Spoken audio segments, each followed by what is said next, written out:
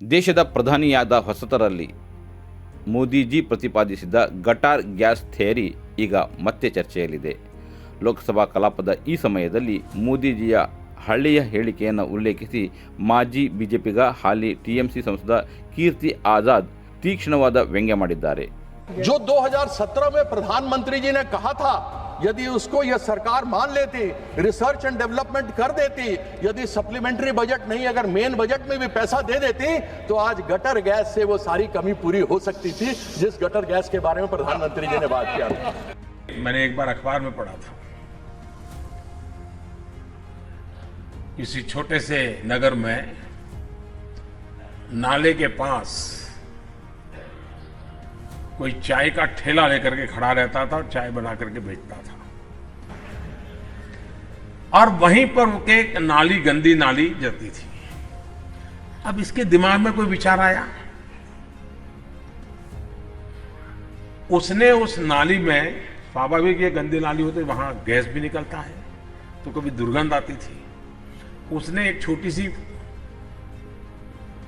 बर्तन को उल्टा करके उसमें छेद करके एक पाइप डाल दी, और जो गटर से गैस निकलता था वो पाइपलाइन से उसके अपने चाय के ठेले में ले लिया, और वो चाय बनाने के लिए उसी गैस का उपयोग कर करके चाय बनाता था. सिंपल सी टेक्नोलॉजी. सब घर के नीचे गटर है, सब गटर में डालो, कैसे बताया था, पाइप डाला, कैसे बर्तन उल्टा किया, छेद किया और उसमें से निकलता, तो पैसा भी बचता. इतना हमें आयात करने की आवश्यकता नहीं पड़ती. Your brand deserves more attention, more leads, more growth. From powerful digital marketing that drives results to smart software solutions that streamlines your business and high quality printing that makes your brand stand out. Tundeja Publicity. ಪ್ರಧಾನಿ Narendra Modiji ಗಟಾರ್ gas ಬಗ್ಗೆ ಹೇಳಿದ್ದರು. ಅದರ ಮೇಲೆ ಸರಿಯಾಗಿ research ಮಾಡಿ ಬಜೆಟ್ನಲ್ಲಿ ಹಣ ಹಾಕಿದ್ದರೆ ಇಂದು ದೇಶದಲ್ಲಿ ಗ್ಯಾಸ್ ಕೊರತೆ ಉಂಟಾಗುತ್ತಿರಲಿಲ್ಲ. ಗಟಾರ್ ಗ್ಯಾಸ್ನಿಂದಲೇ ಎಲ್ಲ ಅಗತ್ಯತೆ ಪೂರೈಕೆಯಾಗಬಹುದಿತ್ತು ಎಂದು ಅವರು ಅಣಕಿಸಿದ್ದಾರೆ. ಮಾರ್ಚ್ 5ರಂದು ಕೂಡ ಟ್ವೀಟ್ ಮಾಡಿದ್ದ ಕೀರ್ತಿ ಆಜಾದ್, ಇಡೀ ಜಗತ್ತು ಅನಿಲ ಕೊರತೆಯನ್ನು ಅನುಭವಿಸಬಹುದು, ಆದರೆ ಭಾರತ ಸ್ವಾವಲಂಬಿಯಾಗಬೇಕು. ಗಟಾರ್ ಗ್ಯಾಸ್ ಸಂಶೋಧಕರಿಗೆ ಧನ್ಯವಾದಗಳು. ಅವರು ಗಲ್ಗೋಟಿಯಾ ವಿಶ್ವವಿದ್ಯಾನಿಲಯದ ವಿಜ್ಞಾನಿ ಎಂದು ಟೀಕಿಸಿದ್ದರು. ಅಂದಹಾಗೆ 2018ರಲ್ಲಿ ತಮ್ಮ ಸ್ವಂತ ಊರಾದ ಗುಜರಾತ್ನ ವಡ್ನಗರ್ನಲ್ಲಿ ಭಾಷಣ ಮಾಡಿದ್ದ ನರೇಂದ್ರ ಮೋದಿಜಿ, ಗಟಾರ್ ಅಥವಾ ಕೊಳಚೆ ನೀರಿನಿಂದ ಗ್ಯಾಸ್ ಉತ್ಪಾದಿಸಬಹುದು. ಒಬ್ಬ ಚಹಾ ವ್ಯಾಪಾರಿ ಗಟಾರ್ನಿಂದ ಬರುವ ಗ್ಯಾಸ್ ಬಳಸಿ ಚಹಾ ಮಾಡುತ್ತಿದ್ದ. ಇದು ಬಯೋಗ್ಯಾಸ್ನ ಶಕ್ತಿ ತೋರಿಸುತ್ತದೆ. ಗಟಾರ್ ಗ್ಯಾಸ್ನಿಂದ ಚಹಾ ಮಾಡಬಹುದು. ಇದು ಗ್ರೀನ್ ಎನರ್ಜಿಯ ಭಾಗವಾಗಿದೆ ಎಂದು ಹೇಳಿದ್ದರು.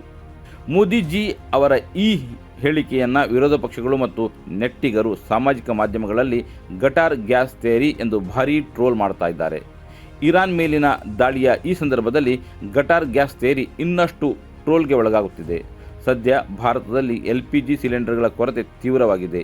ರಷ್ಯಾ ಕೂಡ ಈ ಹಿಂದಿನಂತೆ ರಿಯಾಯಿತಿ ದರದಲ್ಲಿ ಭಾರತಕ್ಕೆ ತೈಲ ಪೂರೈಕೆ ಮಾಡುತ್ತಿಲ್ಲ. ಮಾರುಕಟ್ಟೆ ಬೆಲೆಯಲ್ಲಿಯೇ ಮಾರಾಟ ಮಾಡುತ್ತೇವೆ ಎಂದು ರಷ್ಯಾ ಹೇಳಿದೆ.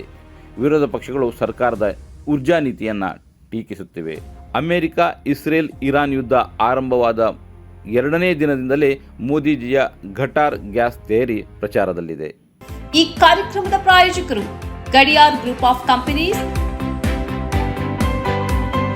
Specialised in piling and shoring, engineering consultancy, fire fighting, steel structures, real estate. Office SIT tower, silicon OSS, Dubai, UAE. ಸ್ನೇಹಿತರೆ, ನಿಮ್ಮ ಅದ್ಭುತ ಬೆಂಬಲದಿಂದ ಸನ್ಮಾರ್ಗ ನ್ಯೂಸ್ ಚಾನೆಲ್ ಈಗ 2 ಲಕ್ಷ ಸಬ್ಸ್ಕ್ರೈಬರ್ಗಳನ್ನು ದಾಟಿದೆ.